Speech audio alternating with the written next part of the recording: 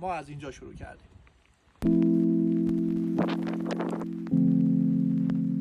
دوستان عزیزم سلام.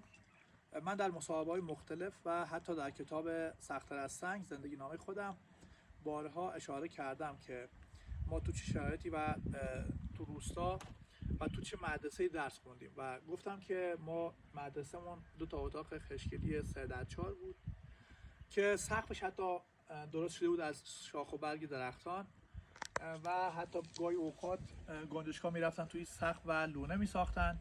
به حال مارها می اومدن که برن این گنجشک‌ها رو بخورن و حتی چند بار افتاد 2-3 تا مار کف کلاس و من هیچ وقت یادم نمیره. امروز قسمت شد که بیام واقعیت رو از نزدیک نشون بدم.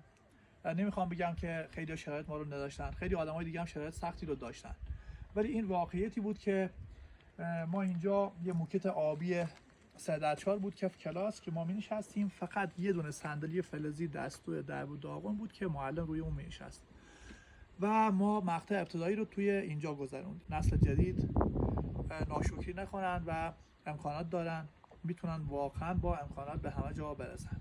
ما از اینجا شروع کردیم.